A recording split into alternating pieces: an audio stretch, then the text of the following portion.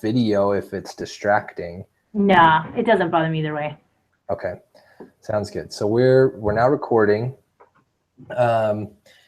We can do this quick, and we'll have a good discussion still. All right, sounds good. So, I guess, going over the case facts, we should talk about, I guess, what the biggest issue is in this case, or any issues that are being faced in this case. What do you think? Yeah, I think there's a lot of issues with teamwork and trust and just blame. Yeah. And then an issue with the coach not giving them feedback in time. Yeah. So those were my main. Yeah. That was one of my main points too, was that the coach just kind of waited so long, and now they're 1 week before their nationals and they don't know what to do. Yeah. So yeah, I agree that, I mean, trust is a big thing with that varsity team. I mean, the fact that they are consistently being beat by their JV team, the coach knows there's obviously something wrong. So why then do you think that this is the trust or the JV outperforming varsity? What's important about that information? Yeah, well, in the introduction where they're explaining the crew thing, and he said, one of the professional rowers said that trust is so important, that you can trust them to correct their own issues, and that you don't try to make up for their mistake, that you trust them. But they're so backbiting out of the boat that they don't trust each other in the boat. Yeah, I agree. Like, every single one of them gets out of the boat and they're like, I'm working harder than anybody else. And it's like, well, you shouldn't be. You should all be working the same level. Right. That's the issue. Yeah, there's no trust there. They haven't performed well. And I think something else too is they should really have never even gotten to this point. I mean, based on the way the coach kind of picked the teams, like he was using data and proven techniques to pick teams. Right. Like it said they use the same technique that the Olympic team uses. And so there was just something wrong with the data that, or there was an underlying issue that the data couldn't show. And that has to do with that trust, I think. Yeah. And I kind of put that, like, too much reliability on data and not enough on results. Because there's just some stuff data can't calculate, but results are showing, that there's something in the data he's missing, that he's ignoring it because of the data. Yeah, and he still is relying on that data. Like he like, even throughout the season, I guess him and his assistant coach, like, they were looking at different things and trying new combinations, and yet he's still focusing on the data. Like, okay, this still isn't fast enough, so we're going to try this combination. That's not fast enough. And it's not like he's just kind of missing that whole thing of, like, they just don't trust each other. When you move guys from the JV team and put them on the varsity team, they don't want to be on the JV, doesn't want to be on the varsity because JV is better. And the varsity doesn't want to get bumped down because then their ego just gets hurt. And so it's creating this, it's just this domino effect of a lack of unity throughout the whole team. Yeah. Something else that I thought was an issue was the fact that so early on in the season, I know it's kind of important to know, like, okay, this is going to be your JV, this is going to be your varsity, but they did this so early on in the season that they didn't really build the JV and varsity together as one team, because realistically they all row for West Point, and they are all part of the same team, whether it's JV or varsity. They have the same goals. They want to win. And so if they had kind of spent some time building up the whole team together, building camaraderie between all of the rowers, then they could have rooted for each other, pushed each other to try and make the varsity team. And then there wouldn't be this disconnect between JV and varsity, I feel like. That's a really good point. I did not even think of that. But like I said, it's kind of important to know who your guys are going to be. Like, you want to know who your varsity players are, varsity rowers are, but I guess it was the very first week they went on that week-long retreat, and that's when he decided. Yeah. So they could have spent a little bit more time, I feel like. Yeah, that's a good point. So we already kind of talked about the whether the coach was using the right measures of performance, which we kind of agree he's not. He supposedly has the 8 best rowers, individual rowers on the varsity team, but there's something else that needs to be measured. So the question that it prompts us with is, what measures should be added and what should be removed to the coach's kind of selection process? Oh, that's a good question. I know a lot of businesses now, they look at like emotional quotient and not just intelligence. Like they want to know how they interact with other people. They want to know if they're going to be toxic in an environment and bring everyone down.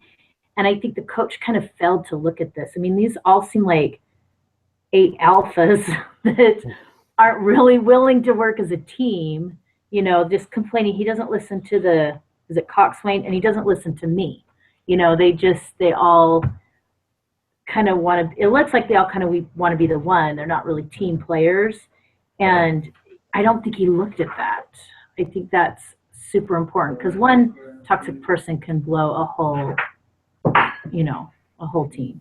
Yeah, I definitely agree. They really needed to focus on how these guys will interact with each other, how each one is going to work with the guy that's sitting in front or behind him. Like you said, if there's one person that's toxic, then that person needs to be moved. And so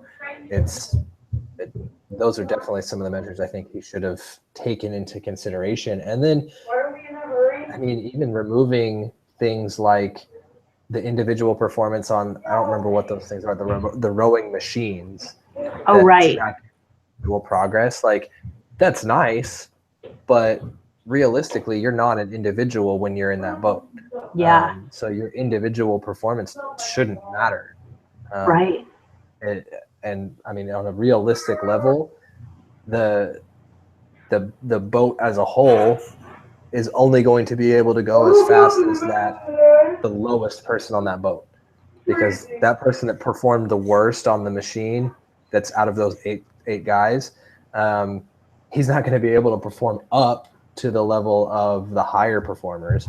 And so they all have to find a balance to work together. So that individual machine doesn't really help when actually placing guys in a boat together. Right.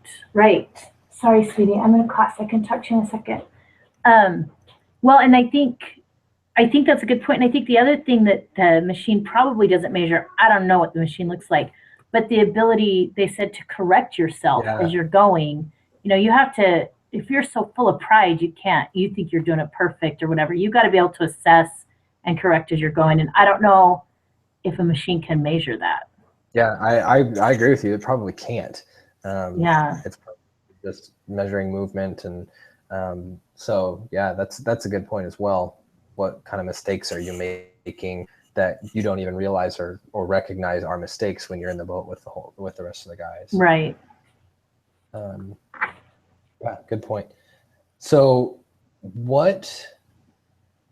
the coach has a big decision to make. He's got 1 week left until the national finals, and he needs to decide who's going to be performing or representing the varsity team when that comes around. What do you think would be the best decision for the coach at this point to who's going to represent the team? He just waited too long. I think the only choice is to put the JV team in. He just waited too long.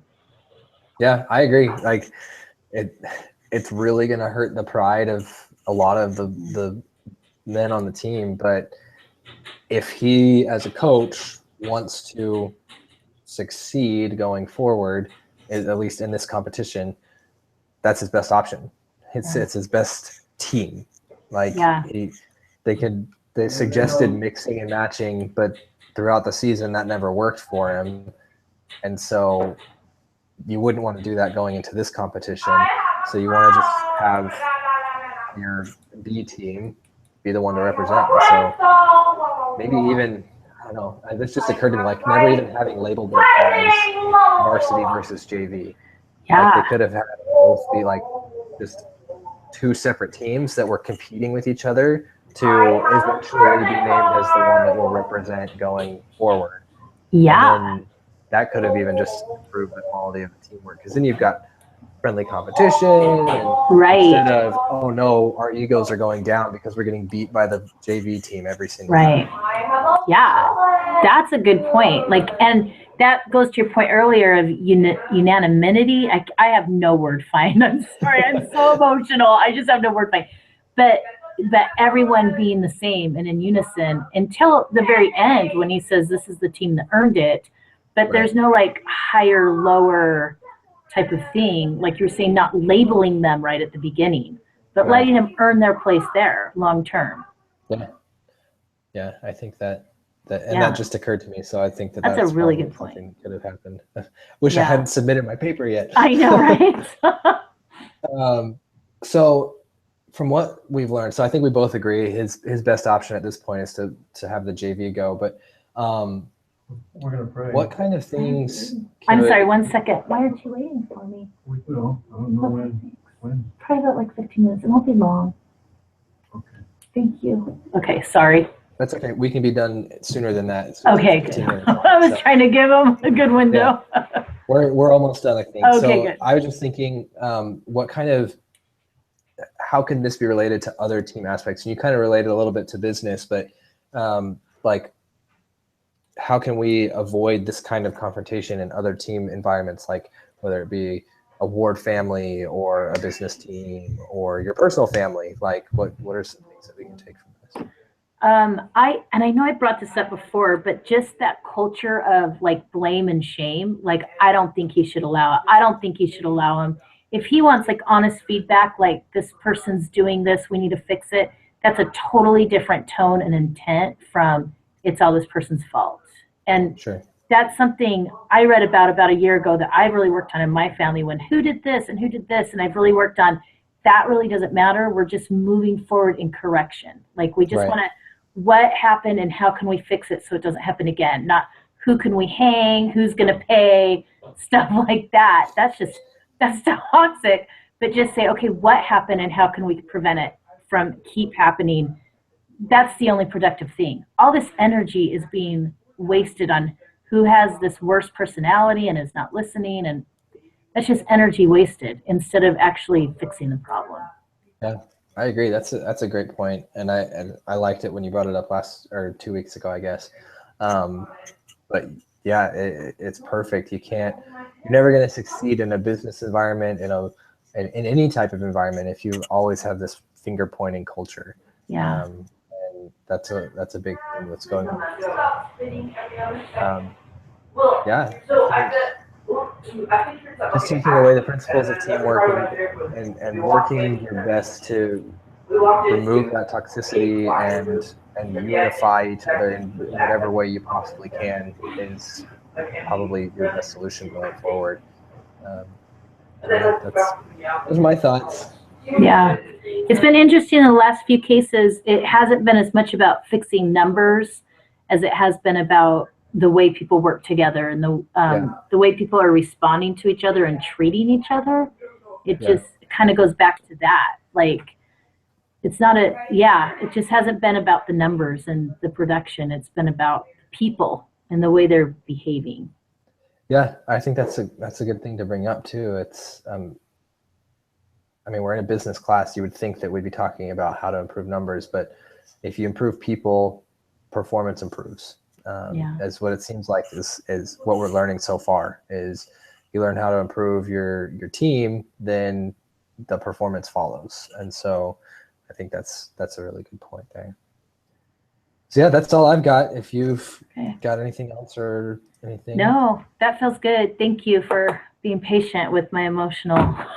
You're totally fine. All right. I can't say I've ever experienced it. I've been on the other end, but I guess one day I will. But Yeah. I think that's my thing. It just came so soon. I thought this day would never come. I really thought this day would never come. And I'm like, I didn't teach him this, and I forgot to say this to him, and Oh, I should have spent time doing this instead of this. And well, you know. lots of letters. That goes a really long way. Thank you. I will be sure to do that. Well, and every once in a while, sprinkle in a handwritten letter rather than email. Those are good to get. Those are treasured. Okay, Yeah. that's good to know. Yeah.